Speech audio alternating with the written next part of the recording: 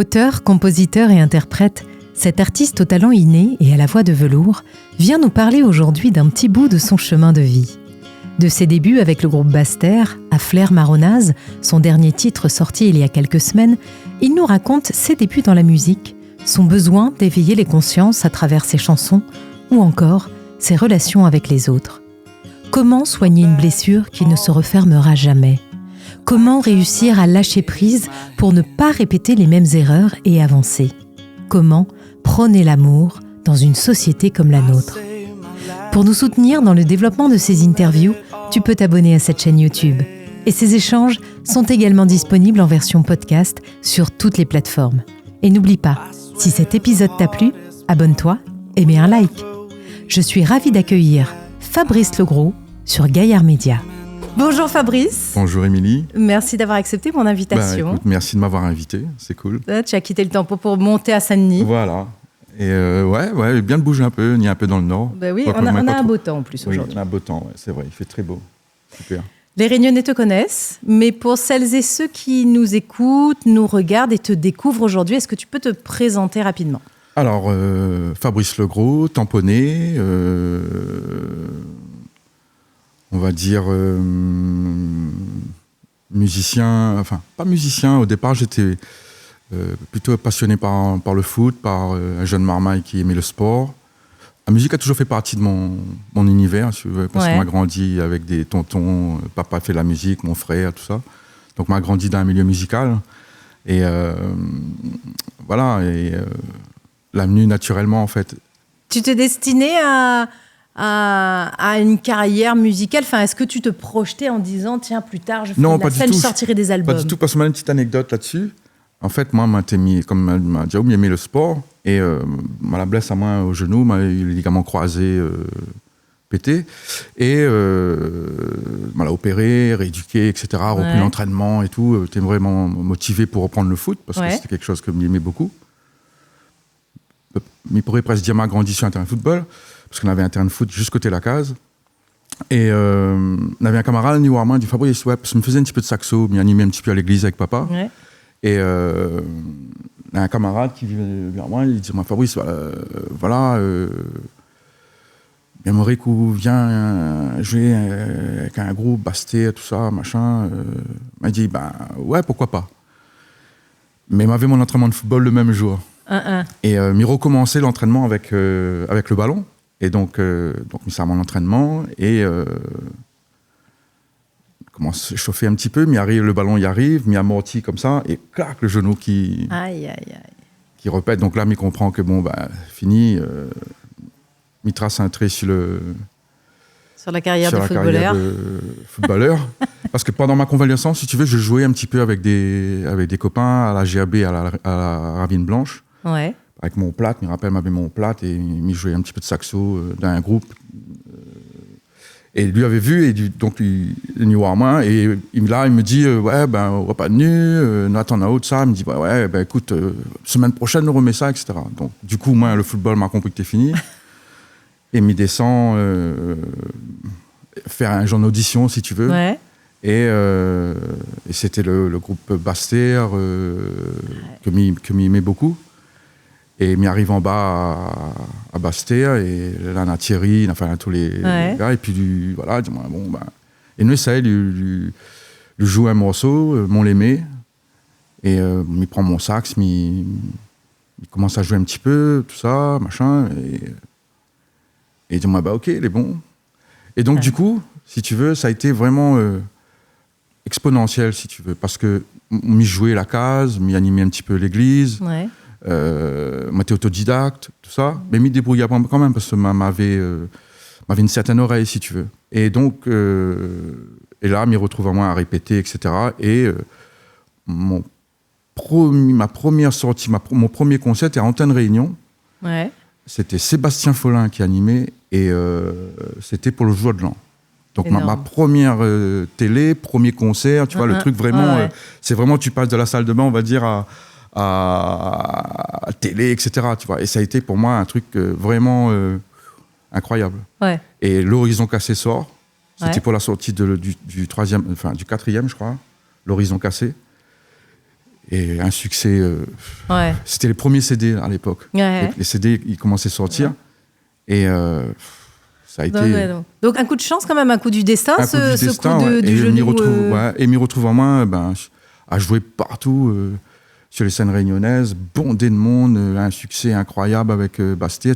C'était vraiment un truc vraiment fou, quoi. Et des tournées.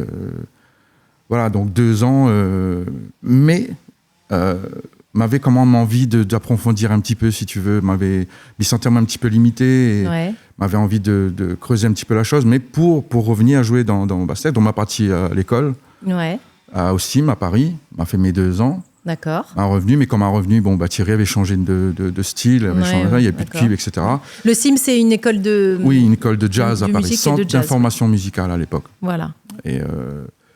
pas mal de musiciens ont fait. Il y avait Daniel Ressia, je crois, qui a fait. Il y avait David Félix, Mehdi Gerville aussi. Oui. Et donc, du coup, m'y prend le pas. Et voilà. Donc, m'y revient à La Réunion. Parce que moi, honnêtement, mon but, c'était de revenir dans Bastia. Mais comme après, Thierry avait fait ses choix, etc. Donc, là, a été difficile aussi, ça, ce passage-là. Mais bon, voilà. Parce qu'il faut dire, moi, j'étais un fan qui jouait dans son groupe, quoi. Je ne me suis pas souvent au compte, mais parce qu'il m'aimait beaucoup. Et c'était vraiment un des morceaux comme Wayo, quand il jouait ce morceau-là, m'était complètement... le fan sur scène. Ah ouais, c'était vraiment terrible, franchement. Et puis, non, vraiment, c'était une aventure extraordinaire pour moi. Mais est-ce que ta famille, elle te suivait justement dans ces choix-là? Est-ce que... Oui, du moment que m'avait envie de faire quelque chose et que m'avait un but, parce qu'avant ça, m'a quand même galéré. Hein, m'a fait plein de petits boulots, plein de machin, parce que m'arrête l'école bonheur, m'arrête l'école en première, c'était pas quelque chose. Faut dire que moi j'étais dyslexique en fait, et à l'époque, dyslexie, je connaissais pas c'était quoi, donc m'avait beaucoup de mal à l'école. C'est quelque chose vraiment que m'avait. Et le sport et la musique, c'était quelque chose justement, c'était un échappatoire, c'était quelque chose pour.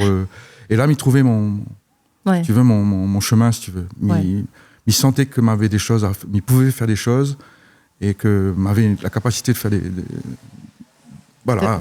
d'exprimer en main, si vous voulez. Et les points de dyslexie, là, si tu veux. Tu vois ce que je veux dire? Il n'y avait pas de... Et voilà. Et après l'aventure du CIM, qui a été assez éprouvant aussi, parce que les pas évident de quitter l'île, mais les très formateurs, par contre. Mais voilà, m'a fait mes 2 ans, l'été... pas évident, mais bon, m'a tenu bon. Et puis m'a gagné un petit peu en bagage aussi, il faut dire que m'a progressé, etc. Et puis là, il y a moyen de jouer avec d'autres groupes, pas mal de groupes à La Réunion après, Petit Phoque, Kayambe, on avait James, Comzot, Tikok Velaï, m'a enregistré des albums. Donc m'a eu une aventure super aussi avec le sax, et choriste aussi, parce que m'avait pris chant, option chant aussi. M'avait pris des cours de chant, je m'aimais ça. Et puis m'a toujours composé par contre, en secret, dans mon petit coin, m'écrivait des chansons, il commençait à écrire, etc. Et voilà quoi. Mais il voyait pas moi du tout aller devant la scène, quoi, parce que tu te voyais pas leader en fait. Ouais, il me voyait pas moi leader du tout, mais comme voyait Thierry devant là-bas, il me dit mieux c'est où, comme voyait Bonham, il me dit non, moi bondé il y a là avec mon sax, il chante machin, t'es un peu protégé si tu veux, il y avait cette barrière là si tu veux. Et donc, ça me convenait. Mais je me rendais compte aussi que j'avais des choses à dire. Tu vois, j'avais des mélodies qui traînaient dans ma tête, etc. Et je composais, j'avais des chansons. D'accord. Mais pour moi, loin de moi d'enregistrer, de faire un album Fabrice Legros, etc. C'était pas d'actualité. C'était un rêve, si tu veux, mais pour moi, je pensais pas comme ça. Je pensais en musicien, tu vois, être à l'heure, répéter, travailler, et jouer, etc. Et donc voilà, ça a tenu un bout de temps comme ça. J'ai fait plein de styles, tu vois, ça m'a quand même enrichi. Il y a plein de choses qui se sont passées, de vraiment bonheur, voilà. Et un jour, en 2005, il y a Daniel Waro qui m'appelle, à ma grande surprise, et il me dit voilà, j'aimerais bien vous faire ma première partie. Waouh. Waouh, exact. Et du coup, j'ai dit oui, si tu veux, mais sans vraiment réfléchir, tu vois. C'est quand m'a raccroché, il me dit, aïe. Le battu, là, il faut me lancer. Parce que j'avais pas de groupe. Ouais. J'avais juste mes chansons, guitare, voix, tu vois. Et j'avais envie de ce côté Maloya aussi, si tu veux. Et donc là, on a fait un groupe avec Laurent Robert, Vincent Phileas, qui jouait avec Daniel Waro aussi. Ouais. On a répété, on a mis en place ces petits 4-5 morceaux, dont la reprise de Daniel Waro, Bouzaron. Ouais. Et il y avait aussi Bâtard Cité aussi que j'avais repris. Et franchement, Émilie, ça a été terrible. Je te jure, avant de rentrer, je me disais, mais qu'est-ce que je fous là? C'est pas possible. C'était plein. Ouais. Théâtre Luc Donat. Ouais. Et c'était mes chansons. Donc les gens allaient te découvrir. Allaient me découvrir mes chansons. Ouais. Il y avait, donc comment ça va être perçu, tu vois. Donc beaucoup de. Mais bon, on peut plus reculer. Pas reculer, non. Et finalement, écoute, ça a été.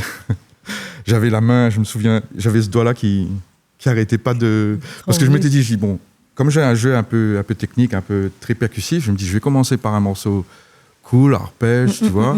Comme ça, je m'installe, le temps que le track passe, etc. Ouais. Mais rien à faire avec ce doigt-là qui faisait comme ça. Je me dis, c'était pas possible. Donc, du coup, un truc très cool, j'arrivais pas à. Enfin, je l'ai joué, si tu veux, mais. Et après, après c'était bon. Après, ça a été quand même quelque chose de fantastique. Une scène comme le théâtre Luc Donat, quand même. En plus, tu vois. Et après, jouer Bouzaron et Bâtard Cité avec Daniel Waro. Tu vois, avec ma guitare. Et ça a été. Franchement, ça a été. Ça a fait le déclic, si tu veux. Ouais. C'est là que moi, après. Je me dis, parce que tout le monde me disait, Fabrice, franchement, fais tes trucs, quoi. Fais tes trucs. Et voilà, 3 ans après, je sors Nénin, 2008. Ouais, ton premier album. Mon premier album. Je rends hommage à un frère que j'ai pas connu, qui est mort en 68. D'accord. Et je suis né en 69. D'accord. Tu vois, donc ça a été vraiment, comment te dire, je sais pas comment on appelle ça, un enfant... pansement, si tu veux. Tu vois, j'ai été quand même... 3 mois après la mort de mon frère, ma mère tombe enceinte et je pense qu'aujourd'hui, avec le recul, je pense que c'est un peu ce que je suis, si tu veux. Cette mélancolie qu'on ressort dans mes mélodies, ce côté un peu triste, mais en même temps joyeux. Enfin, tu vois, cette mélancolie. Parce que je pense être... y a des mélodies assez mélancoliques et je pense que ça vient de là aussi, tu vois, de ça, et d'où Nénin et le morceau d'ailleurs que j'ai écrit pour lui, je l'ai écrit franchement en une demi-heure. C'est un truc qui est sorti comme ça. C'est dingue d'écrire une chanson pour quelqu'un que tu n'as pas connu, finalement. C'est dingue, c'est fou, hein. Mais ça a été... Mais il y avait un lien ? Ouais, je pense qu'il y avait un lien, sûr. J'avais besoin d'exprimer ça, en fait, si tu veux. Après, ça a été très difficile parce que interpréter ce genre de morceau-là, c'est super personnel. Et c'est assez déstabilisant parce que tu te mets un peu tout nu. Mais ce qui m'a marqué quand je l'ai écrit, c'est la première fois que je l'ai fait écouter à papa. Et ça, je crois que j'oublierai jamais ce moment-là. Ça a été vraiment quelque chose de très, très, très fort. Tu vois, j'avais besoin d'exprimer quelque chose. Et mais si tu veux, sur le coup, je m'étais pas rendu compte que je ravivais une douleur, tu vois. Et ça a été quand même... ça a été fort. C'était un moment vraiment... c'était quelque chose... Et à chaque fois que je joue ce morceau-là, je pense à ce moment-là. Tu vois, ça a été vraiment un truc très, très, intime. Très intime, très, très fort. Et voilà, quoi. Et puis là, l'aventure après... voilà. C'est une petite anecdote que je voulais... C'est pour ça aussi, si tu veux... je le joue pas beaucoup, ce morceau-là. On me le demande, tu vois, mais je le joue vraiment où j'ai du mal à le jouer dans un cabaret, par exemple, tu vois, c'est mes trucs, les gens, il faut les assis, il y a un côté un peu solennel, un peu où je suis, tu vois, dans un milieu où ça s'apprête, si tu veux, où je sais que les gens sont venus pour écouter, ils sont assis, ils sont venus pour un spectacle, et là j'arrive. Mais quand tu es dans un cabaret où tu joues, machin, c'est un peu festif, tout ça, l'ambiance, je veux dire que ça s'y prête pas, si tu veux. Tu vois ce que je veux dire? Et donc ce premier album, alors, du coup, va te donner l'envie d'embrayer le fait d'aller sur scène, de t'assumer complètement? Ça a été difficile. Ouais. Je pense que j'étais quelqu'un d'assez introverti, un peu pas sûr de moi. Et il m'arrivait de bonnes choses, mais je pense que j'étais pas prêt. Tu vois, les télés, par exemple, les radios, etc., c'était quelque chose vraiment où j'avais du mal à être confronté à ça parce que j'avais peur de dire des bêtises. Tu trouves un peu devant la scène, et ça, c'est pas évident quand tu fais ta route tout seul. Tu vois ce que je veux dire? Il n'y a pas d'équipe, il n'y a pas de gens pour te dire, voilà, tu es confronté à des choses, à des interviews où les gens vont te poser des questions un peu... Oui, qui peuvent te mettre en porte-à-faux. Voilà, est-ce que je parle bien? Est-ce que tu vois, ce truc-là, si tu veux? Ouais. Et c'était vraiment sur la scène où là, je faisais mon truc, mais j'étais quand même pas libéré, si tu veux. Ouais. Mais j'ai fait ma route, j'ai fait mon petit bonhomme de chemin. Et voilà, quoi. Il y a eu un super clip avec Franck Alfirebic, et on a eu le prix meilleur clip, j'avais eu le prix meilleure voix océan Indien, tu vois, des trucs où je me disais, j'assumais pas encore, si tu veux, je me dis, quand même, voilà, il fait pas, il vient de commencer, tu vois, des trucs, mais c'était bien, tu vois, mais j'avais pas ce recul-là pour dire, bon, putain, Fabrice, voilà, allez, fais péter, quoi. Donc, comme elle est assez pudique, un peu machin, et puis bon, on m'aime pas trop non plus, quelqu'un d'assez plutôt simple, et il fait attention à pas faire l'intéressant, quoi, si vous voulez, l'important de garder les pieds sur terre, si tu veux, mais en même temps, ça me freinait aussi, tu vois. Ouais. Mais ça m'a pas empêché de continuer, et puis de jouer à chaque fois que je pouvais, quoi, tu vois. Mais avec ce côté un peu dans la retenue, si tu veux. Et il m'est arrivé des choses fantastiques, tu vois, mais j'aurais préféré être préparé à ça, tu vois. Ouais, être prêt pour ça. Tu vois, par exemple, le premier Ça qu'il faut, ça a été super, mais trop de stress, pas assez libéré, tu vois. Ouais. Pas assez libéré, pas de la bouteille, tu vois. Pas trop, parce que moi, c'est pareil, ça, je me suis retrouvé sur les théâtres Luc Donat, tu vois, des choses super, top, Badami, etc. Et je méritais d'être là, sauf que je l'assumais pas encore. Tu n'avais pas le bagage, tu ne te sentais pas assez... Ouais, mais il trouvait que m'avait encore... Et non, en fin de compte, si, m'avait, tu vois. M'avait tout ce qu'il fallait, tu vois. C'était moi mon propre ennemi, en fait. Tu vois. C'était toi ton propre ennemi. Et c'est moi qui freinais à moi, en fin de compte. Ne jamais se sentir assez. On aurait dû dire un peu plus foutant, tu vois. Dire, quelqu'un, tu vois. Fais péter. Et bon, voilà, mais bon... je pouvais plus après arrêter, tu vois. C'est quelque chose, après qu'on a goûté, on gagne plus, quoi. Et puis, il continue à composer aussi, ça, c'est quelque chose que... D'ailleurs, quand tu composes, parce que bon, tu nous parlais de la chanson, donc de ce premier album que tu as écrite pour ton frère, est-ce que ce sont toujours des sujets très personnels, ou est-ce que maintenant tu te permets de d'écrire pas toujours, pas toujours personnel, la société, l'environnement, l'amour, enfin, tu vois, plein de choses qui me touchent, où j'ai envie de partager, Pas forcément personnel tout le temps. Non. D'accord, oui, pas forcément des choses que tu as vécues, mais des choses qui te parlent, quoi, et que tu as envie un message que tu as envie de transmettre. Voilà, des messages que j'ai envie de transmettre sur l'environnement, sur l'Iakilé, par exemple, c'est sur l'environnement. Il y a Gisèle sur l'amour, tu vois, il y a Là, sur La Réunion, mon pays, j'aime décrire mon pays sur vient Batacaré, par exemple. Ouais. Puis, il me dénonce aussi les choses qui touchent à moi, par exemple, les femmes maltraitées, comme le morceau Assise à côté moi. Ouais. Où, voilà, c'est l'histoire d'un frère et une sœur, et sa sœur, elle est maltraitée, si tu veux. Ouais. Et on en reparlera tout à l'heure, mais tu sors prochainement un album, je crois, fin d'année, mais on en parlera tout à l'heure. On en parlera tout à l'heure. D'accord. Est-ce qu'on peut dire que Fabrice Legros est quelqu'un, au sens large, j'entends, quelqu'un de spirituel? Oui, la spiritualité a toujours fait partie aussi de mon éducation. J'ai des parents très croyants. Ouais. La messe, comme je te disais, on animait la messe. Ouais. C'est marrant, on est tous passés par là. Voilà. Première communion solennelle, voilà, tu vois, de tout le territoire. D'ailleurs, on a joué aussi, on a fait des choses dans le renouveau à l'époque. C'est là que j'ai connu Mehdi, d'ailleurs, Mehdi Gerville. On était dans le milieu religieux. Nos parents fréquentaient la même église. Et c'est comme ça qu'on s'est connus. Mehdi, je l'ai connu jeune, tu vois. Et on avait un groupe aussi après. Le premier groupe, c'était le groupe Communion. Avec une bande de potes, Alain Técher, Bob Técher, Clarisse Maillot, Mehdi,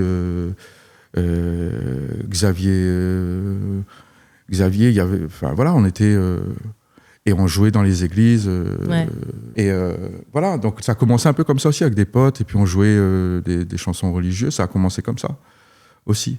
Donc oui, la spiritualité, oui, bien sûr, c'est quelque chose qui fait partie de mon éducation, de ma vie. Et aujourd'hui, est-ce qu'en grandissant, justement, en vieillissant, en prenant un peu d'âge, est-ce que tu ressens le besoin, parce qu'on parle de jeunesse, hein, on a tous grandi à aller jouer un peu dans les églises, les machins et tout à La Réunion, on a tous un peu le même parcours. Est-ce qu'en prenant de l'âge, tu ressens le besoin de retrouver une certaine spiritualité, là, pas forcément religieux, hein, pas forcément l'église et tout ça, mais en faisant des choses pour un bien-être pour toi, parce que on s'approche de l'inéluctable fin de cette vie qui avance, et en prenant de l'âge, de voir nos proches aussi qui s'en vont les uns après les autres aussi. Ouais, c'est vrai que c'est quelque chose de... C'est vrai que c'est cette période-là que je suis en train de vivre. Mes parents sont gravement malades. On est dans une période où tu te poses plein de questions. C'est vrai. Mais oui, intérieurement, je prie beaucoup. Ça fait partie de ma façon d'être, de voir les choses un peu autrement. C'est sûr, parce que tu as plus 20 ans et il y a plein de choses dans ta vie qui te rappellent que voilà, ça. Ouais. Je perds des amis en ce moment, des musiciens dans le domaine musical. Nicolas Mocazambo, par exemple. Ouais. C'est Tatou. Voilà, donc forcément, oui. Je pense que ça va se faire naturellement. J'y ai déjà pensé, faire de la musique, même un petit peu plus spirituelle, des choses plus... Mais, comment te dire ?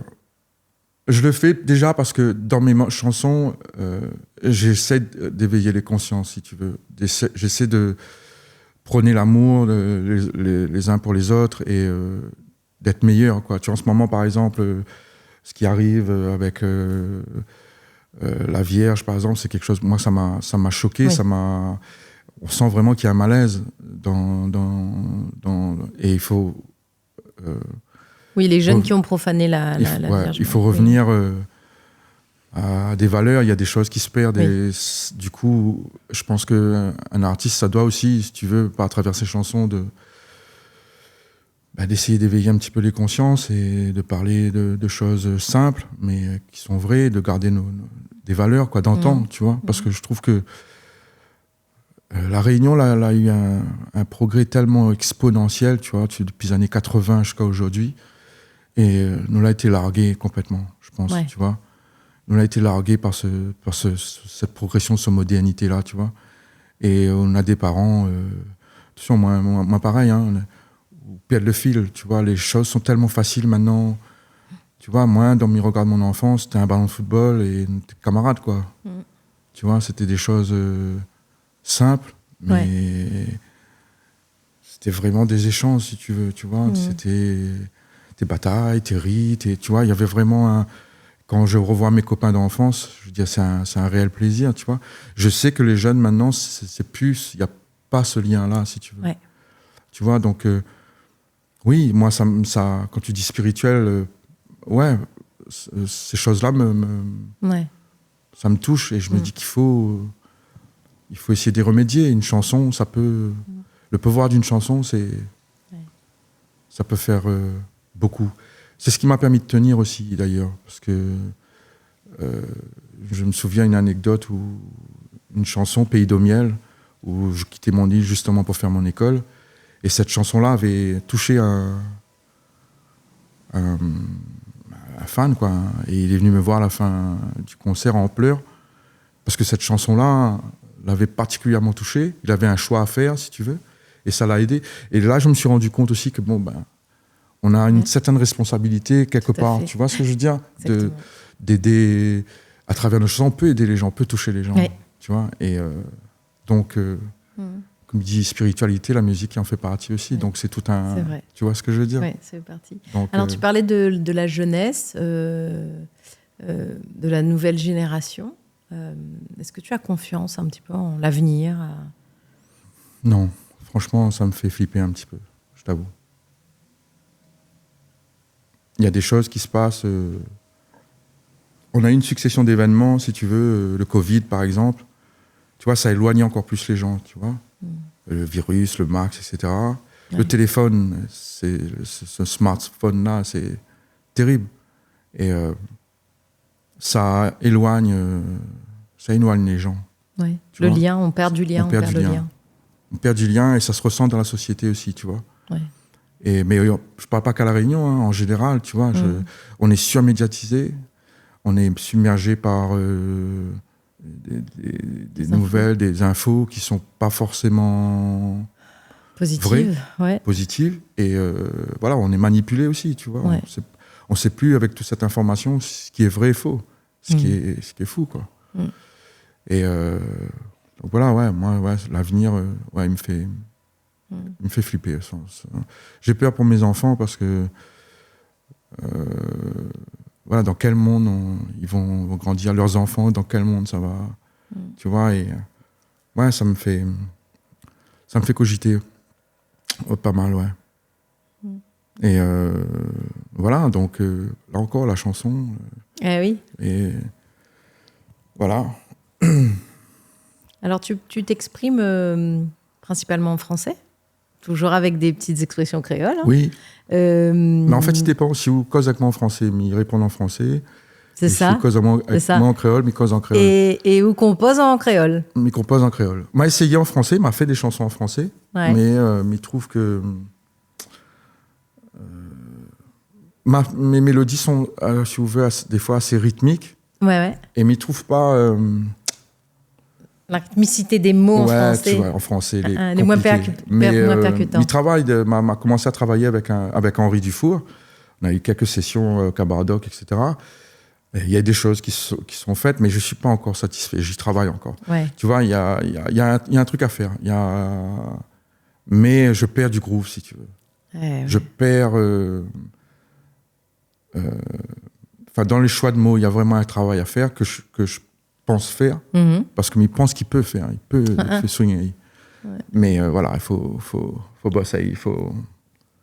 Parce que moi, tu vois, la façon dont il travaille beaucoup avec onomatopées, moi. C'est mon gongage, tu vois. Et j'aime bien les sons, et tu veux, je construis ma mélodie comme ça, tu vois, avec des onomatopées, si tu veux.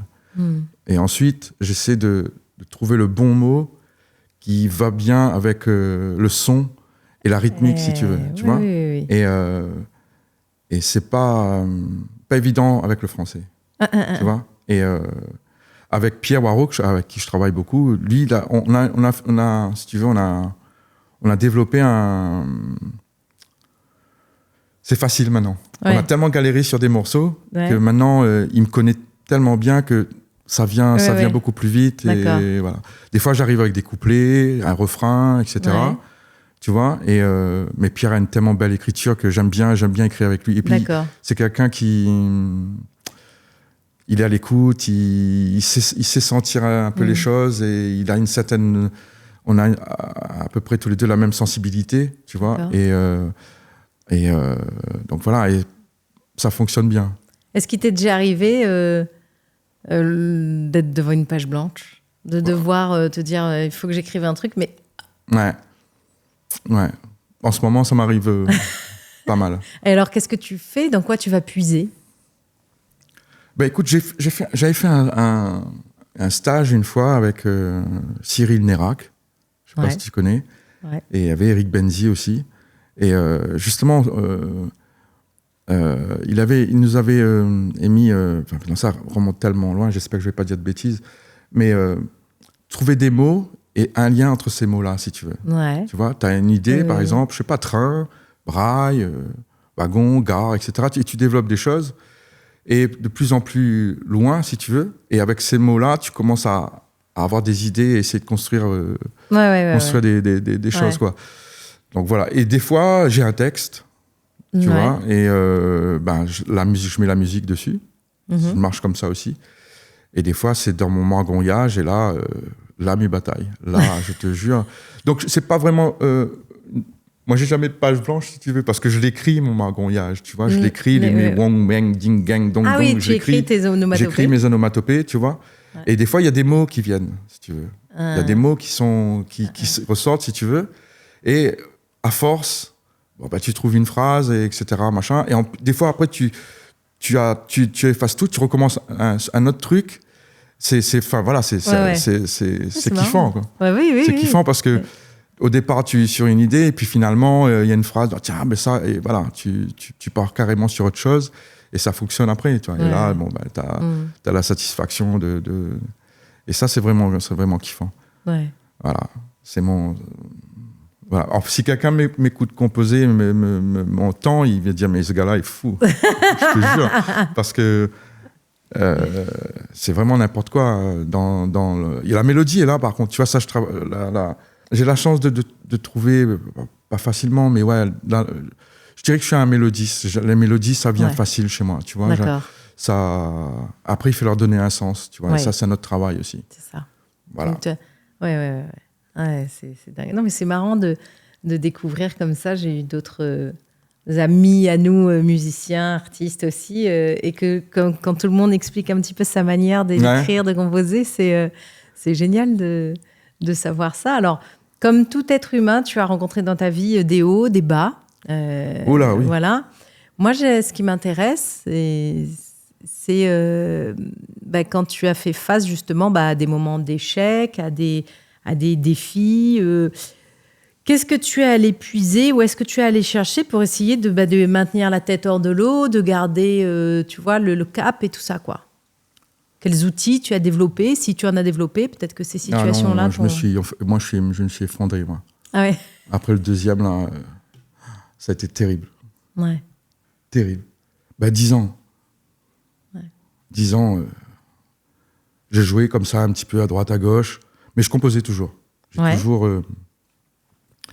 Et mes composés, là, ça s'est jamais arrêté. Mais rien produit. Parce que j'ai été tellement chaudé par le deuxième album. C'est vrai que je m'attendais à quelque chose de plus. Et ça a été terrible. Terrible. Parce que j'avais envie de faire autre chose. J'avais pas envie de refaire Nénin, j'avais envie d'innover. Et là, j'ai fait la connaissance de Kevin Reverand. Ouais. Et il m'envoie un mail, Fabrice, j'aime beaucoup ce que tu fais. Il avait écouté Nénin avec Olivier Caorio à l'époque. Et je dis merci, c'est cool. Écoute, et il me propose, il me dit écoute, peut-être qu'un jour on bossera ensemble. Et de fil en aiguille, on se recontacte. Olivier Queroyo, qui était venu à La Réunion, on s'est rencontrés, il est venu à la maison, il y avait un petit café, on a mangé, etc. Machin. Et suite à ça, j'ai dit, écoute, j'ai fait la connaissance de Kevin, etc. Kevin me propose il me dit, Fabrice, voilà, écoute, tu me files 3 morceaux, guitare-voix, je te les arrange, et si ça te plaît, écoute, on tente l'aventure. Si ça te plaît pas, il n'y a pas de souci, il n'y a pas de risque. Je dis, ok, pas de souci, je lui envoie 3 morceaux, et je les reçois, une semaine, 15 jours après. Et je t'avoue que ça m'a surpris parce que là, tu vois, tu lâches un petit peu et tu as vraiment une autre vision. Mais à force d'écouter, je me disais, quand même, j'ai dit, ok, cool, on tente le coup et donc on met tout en place. Et je lui envoie les morceaux, mais j'avais quand même besoin de garder un petit peu la main. J'ai dit, écoute Kevin, s'il y a des choses qui me plaisent pas, on revient sur mon arrangement, parce que voilà, il y a des choses, franchement, j'y tiens, etc. Mais si tu trouves mieux, si vraiment, il n'y a pas de souci, mais il me dit, pas de problème Fabrice, on revient sur ton... Et c'est ce qui s'est passé. Kevin a été génial parce que j'avais vraiment l'impression d'avoir la main tout le temps, tu vois. Il était vraiment à l'écoute, il était vraiment dans mon sens, il travaillait et T'avais du mal à lâcher prise, quand même. Ouais. Mais j'avais peur de refaire les nains. J'avais peur de refaire la même chose. J'avais envie d'une autre vision et pour moi, le moyen, c'était de filer les rênes à quelqu'un d'autre mais quand même, sans lâcher prise. Sans lâcher prise, tu vois. Oui, mais quand même, mais quand même, j'ai lâché quand même. Hein. Oui, franchement, il y a ça. Et puis, voilà, ça... Et puis tout... Donc, il y avait Nicolas Mocazambo, parce que je voulais quand même... le Maloya, pour moi, c'était monsieur Nicolas Mocazambo. J'avais un regret, d'ailleurs, je ne l'avais pas vu sur le premier album. Parce que sur le premier album, il y a quand même 22 musiciens. Et Nicolas n'en faisait pas partie, et c'était mon regret. Et là, j'ai dit, Nicolas, écoute, moi, j'aimerais bien que tu participes à l'aventure. Et on est allés ensemble, on est allés enregistrer donc à Meudon. Dans un studio. Et là, tu vois, je mets le pied dans vraiment le professionnel, quoi, tu vois. Il y avait Bastien Picot au chœur, Bénédicte Maillot, Olivier Queroyo qui était invité aussi à jouer, Nicolas Mocazambo, moi. Et puis, je fais la connaissance des musiciens de Kevin. De l'équipe de Kevin, ouais. Et là, waouh. Je lisais les bios des musiciens, j'ai arrêté, je me dis, putain, ça me foutait trop la pression. Tu vois, c'est des gars Kevin, Francis Arnaud, Xavier Tribolet, c'est des gars, tu vois, qui ont de la bouteille. Franchement, j'étais fier parce que je me disais, quand même, Fabrice, les gars, ils aiment le projet, quoi, tu vois, ils sont là. Et donc, l'aventure commence, on rentre en studio et waouh, ça a été terrible, ça a été super, une magnifique aventure. Et donc, du coup, tu côtoies un peu le milieu professionnel, tu as plein d'espoir, tu as plein de rêves, tu dis, ah là là. Mais après, j'étais conscient aussi que, que l'album, j'allais pas le jouer avec ces icônes-là, si tu veux, parce que mais moi, ce que je voulais, c'est, après, avec les musiciens de la Réunion, tu vois, partir et... Oui, faire vivre le projet. Faire vivre le projet avec les icônes d'ici, quoi. Dans ma tête, c'était comme ça que ça devait fonctionner, tu vois. Mais malheureusement, ça a été catastrophique, en fait. Quand l'album est sorti, ça a été... Alors, je vais pas... aller dans les détails, mais bon, voilà, ça a été... Il n'y a pas eu les concerts que je voulais, il n'y a pas eu tout ce que j'espérais, si tu veux, donc ça a été... Donc, tu t'es effondré.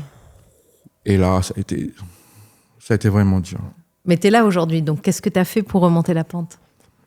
J'ai pas remonté, hein, ça a pris 10 ans quand même. En fait, si tu veux, j'étais en colère, amer, j'étais avec le milieu, tout ça. J'avais vraiment la colère, je pouvais plus... j'avais pas envie de donner, j'avais plus envie... on me disait de jouer, je jouais, si tu veux, parce que j'avais envie, mais j'étais tout seul, j'avais pas la pêche pour aller démarcher, etc. Donc ça a été... Et jusqu'au jour où je me suis dit, putain, ben non, arrête un coup. Ouais. Là, 10 ans, c'est ça en fait qui m'a... Parce que c'est long, 10 ans. Parce qu'en plus, tu as dû forcément entraîner un peu tes proches aussi là-dedans. Parce que quand tu vas pas bien, toi, c'est compliqué, non? Ouais. Mais non, là, t'es tout seul. T'es tout seul, t'étais face à toi-même. Ouais. Jusqu'au jour où... Tu te dis, il faut arrêter. Jusqu'au jour où... c'est les 10 ans, en fait, quand j'ai pris conscience de ça, je me suis dit, mais arrête. Ça suffit. Arrête de... Donc j'avais pris du poids, j'étais vraiment... j'ai repris le sport. Je me suis dit un coup de pied au cul, en fait, si tu veux. Ouais. Et voilà, ça m'a redonné envie de faire des choses. Mais maintenant, si tu veux, il fallait que je trouve des gens, tu vois, mieux entourés. C'est pour ça que ça fait un bout de temps que je parle de ce 3e album-là, mais je suis prudent. Je veux plus refaire les mêmes erreurs. Et ça prendra le temps qu'il faudra, mais je vais plus aller... parce que la musique, maintenant, ça s'écoute plus. C'est les vues, maintenant. Tu vois, ça aussi, c'est quelque chose. Tu vois, il faut s'adapter à ça. Ouais. Et ma génération, c'est pas du tout ça. C'est pas réseau, c'est pas... Tu vois, c'est pas... C'est pas... Donc, il faut s'adapter, tu vois. Donc, maintenant, il faut prendre conscience de ça et travailler dans ce sens-là. J'y viens, tout doucement. Tu vois, parce que je reste moi-même aussi. Hein. Je fais avec ce que je peux, mais bon, voilà, ça vient tout doucement, community management, etc. J'ai un manager, donc elle a fait le cursus, elle sait de quoi elle parle, elle a déjà un plan, si tu veux, donc je le mets en place tout doucement. Ouais. C'est vraiment tout doucement. Ouais. Le studio, pareil, ça a été un gros projet aussi. Parce que tu imagines bien, pendant 10 ans, les morceaux, il y en a pas mal. Ouais, tu vois, il a fallu faire un choix, les arrangements, etc., tout doucement. Ouais. Voilà, et ça prend du temps, je prends mon temps. Là, on est en train de mixer encore, tu vois, donc... et là, j'ai hâte que ça sorte. Mais si tu veux, le déclic, c'est ça. C'est que j'avais marre d'être comme ça, en fait, d'être en colère, amer et d'en vouloir la terre entière, si tu veux. Je me suis dit, maintenant, écoute, arrête, c'est toi. Arrête d'être là-dedans et sors-toi de là. Et Bien voilà. sûr. Et donc, je me suis pris en main et voilà. Et puis après aussi, ma mentalité aussi a changé, si tu veux, pendant ces 10 ans-là. Maintenant, je prends ça avec beaucoup de recul.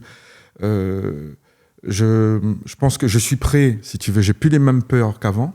Ouais. Tu vois, j'ai envie de jouer. C'est ça. C'est viscéral. C'est viscéral. Tu veux, j'ai plus dans les interviews, oui, ça a toujours. Mais voilà, c'est quelque chose que maintenant, télé, etc. Bon, ça fait partie du film, tu vois. Donc, tout ça pour te dire que si ça pète, tant mieux, c'est chouette. Et si ça pète pas, ça m'empêchera pas de continuer, ça m'empêche. Et puis, je fais honnêtement, tu vois, c'est jouer, moi, qui me plaît, c'est la scène. Ouais. Tu vois, le succès, oui, ça fait partie du film, tu vois, mais maintenant, les gens te regardent, maintenant, c'est virtuel. Ouais. Tu vois, voilà, et puis, donc, je suis en paix avec ça. Que ça marche ou pas, tu vois, je suis pas dans les starting blocks, putain, est-ce que ça... Non, tu vois, je me suis dit, bon, voilà. Tu n'as plus d'attente. Voilà, moi, j'ai fait ce qui met sur le cœur, parce que j'essaie toujours d'être moi-même. Je reconnais que ma musique est pas populaire, c'est pas une musique... de radio. Tu vois, parce que bon... mais voilà, c'est moi. Ouais. C'est moi, c'est des chansons, c'est des rythmes de chez moi, je mélange des choses, je kiffe. Tu vois, après que les gens aiment, tant mieux. S'ils aiment pas, tant pis. Mais moi, au moins, quand je suis devant eux, je suis moi. Je suis en accord avec moi-même, tu vois. Ouais. Et je pense que ça, c'est important. Et tant que je pourrais jouer, je jouerai n'importe où. À 2, à 3, à 4, me fait péter. Et tu vas où pour te ressourcer ? Quand tu as besoin de te ressourcer, de clarifier les idées, tout ça? Je vais te dire, je vais nulle part, je me fous un casque sur la tête, je prends ma guitare et moi, c'est ma bulle. Ouais. Franchement, la musique, ouais, ça me permet de... Ouais. Parce que moi, je peux rester... ça peut durer pour moi 10 minutes. En fait, il s'est passé 5 heures de temps, tu vois. Ouais. Alors que c'est passé comme ça, tu vois. Ouais. C'est incroyable. Donc, c'est quelque chose qui me coupe du monde. Et ouais, la musique, ça me ressource. Et puis, le sport aussi. Je repris un peu le sport. Ça me fait du bien. Et voilà. Donc, c'est des choses qui... Tu t'accroches, quoi. Je veux dire, voilà, moi, j'étais devenu franchement, physiquement, c'était plus possible. J'avais revu une fois une émission, mon Dieu, j'étais obèse. Enfin, c'était un truc. Là, non, j'étais pas bien. Et donc voilà, et je me suis pris en main, si tu veux. Ça m'a. Voilà, ça, c'était un déclic. Le Covid, tout ça, c'était des choses. Et voilà, donc ça, à un moment donné, tu peux compter que sur toi-même, tu vois. Ouais. Et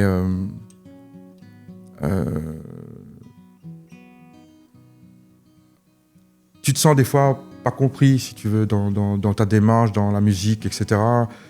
C'est pour ça que c'est une certaine solitude, si tu veux. Il n'y a que toi qui peux te sortir de là. De toute façon, quel que soit c'est toi qui fais le choix, c'est toi qui te sors de là. Ouais. Les autres, personne ne pourra rien faire pour toi. Il faut que tu te sortes de là et il faut que tu avances. Ouais. Et la musique, autant ça a été... Ouais. Mais ça me sort aussi... Donc la musique, c'était haut, c'était bas, c'est ta vie, quoi. Ma vie. Ouais. Donc un prochain album, on peut en parler ou pas? Ben oui. Bientôt? Bientôt, ouais. Bientôt. Bon, j'arrête de te donner des dates parce qu'à chaque fois... Non, alors, sur Gaillard, on ne donne pas de date. Parce qu'à chaque fois, je me plante et à chaque fois, il y a un autre... C'est ça. Donc, courant de l'année, fin d'année, on verra. En tout cas, cette année, c'est sûr. D'accord. C'est sûr. Donc, il faut rester connecté. Tu as des réseaux sociaux, du coup? Oui, j'ai un Instagram officiel maintenant, Fabrice Legros officiel. Okay. Un petit coucou à Juliana. C'est elle qui s'occupe un petit peu de ça, qui est bon en community management. Puis un petit coucou à Marie-Annick aussi, voilà, qui mon Dieu, qui voilà, à faire un grand stressé, un grand angoissé, un grand... Voilà, mais bon, elle y croit et c'est chouette. Ouais, un grand artiste. Voilà, et puis moi aussi, j'ai hâte, en fait. Ouais. J'ai hâte de faire découvrir ça aux gens. Il y a eu un single qui est sorti il n'y a pas longtemps. Ouais. Flair Marronnage. Et voilà, ça fait son petit bonhomme de chemin. Il faut rester connecté. Il faut rester connecté et l'album bientôt promis cette année, c'est sûr. Ok. Un titre au moins à l'album ou pas encore, ou c'est encore secret? Paré Poilé. Paré Poilé. Ouais, c'est une chanson que j'ai faite pour ma fille. On parlait de choses qui me touchent. Ben là, ça a été le départ de ma fille. Tu sais, tes enfants grandissent. Ouais. Tu vois, ils ont fini les études, ils ont leur travail et ils quittent le nid, tu vois. Et ça, ouais. ça a été une grosse claque. Fabrice, on approche de la fin de notre échange. Ça passe vite. Bah oui, tu vois, ça passe vite. Une petite question que je pose à tous mes invités, parce que nous les sur Gaillard Média. Qu'est-ce qui aujourd'hui est Gaillard dans ta vie? La musique est Gaillard dans ma vie. La musique, mes enfants est Gaillard, ma famille. Voilà, et puis moi, là, en bonne santé, les Gaillards, moi, est là, moi, toujours là, mais tiens, beau. Voilà. C'est un beau largue pas. Ne largue pas, voilà. C'était à nous les Parés Poilés. Les Parés Poilés. Merci Fabrice. Merci Mélie.